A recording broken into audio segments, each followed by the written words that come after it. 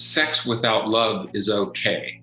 Do you agree with that or disagree with that? What's the evidence that suggests that women are, in fact, choosier when it comes to sexual partners than men? And how much choosier are they?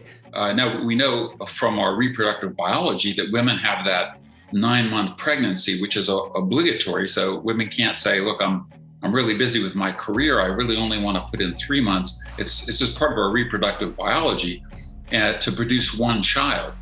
And men can produce that same child through one act of sex. And so women are, at least when it comes to sex, the choosier sex, the higher investing sex, in part because the costs of making a bad mating decision are much more severe for women than for men. Man and woman hook up, have sex for one night. In the morning, they both realize, oh, this is a mistake. I shouldn't have done that. Well, if the woman gets pregnant, then she might be pregnant with a guy who is not going to invest in her offspring. A guy perhaps is someone that has poor genetic material. It does not have a robust immune system, etc.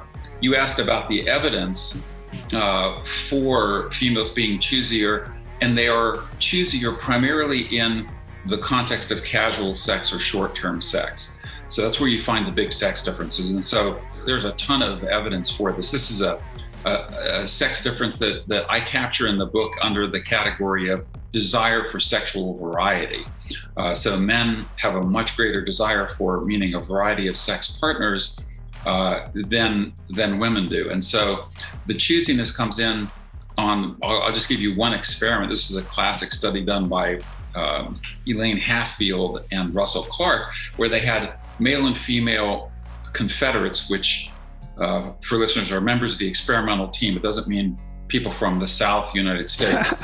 But they had male and female confederates simply walk up to members of the opposite sex on a college campus and say, hi, I've been noticing you around campus lately. I find you very attractive. Would you, and they asked them one of 3 questions, would you go on a date with me tonight? Would you come back to my apartment with me? Would you have sex with me? And it was a between groups design. So they simply recorded the percentage of individuals who agreed to these 3 different requests. And of the women, about half, about a little over 50% agreed to go out on a date with the guy. 6% agreed to go back to his apartment. 0% agreed to have sex with him.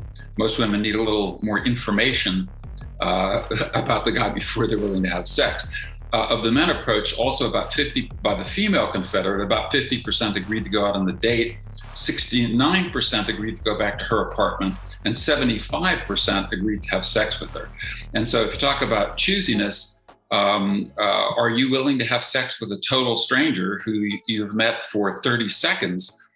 Women unwilling to, and in general, men very willing to. And this is a study that's been replicated now in several European studies. Very difficult to do this, as you might imagine, to get this by the IRBs or ethics committees in the United States anyway. I assume it's similar in Canada. Or worse.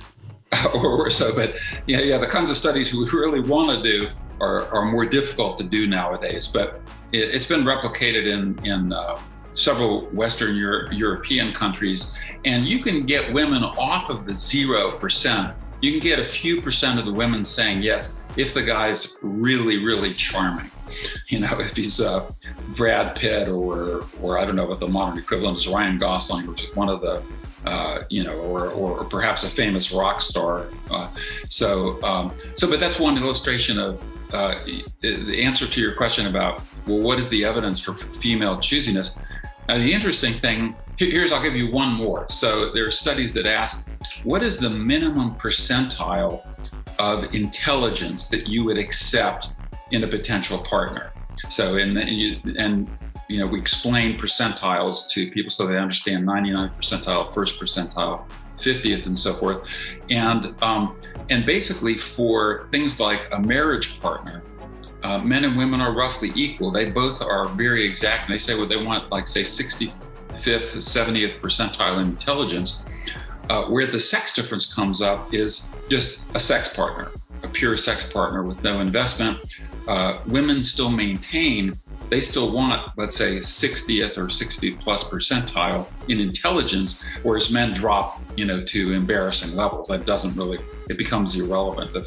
35th, 40th percentile, men go, if she can mumble a little bit, that's fine, or even not. So that's another indication of female choosiness, that is, they maintain greater choosiness when it comes to short-term sex, and are simply less comfortable with having sex with total strangers or casual sex. And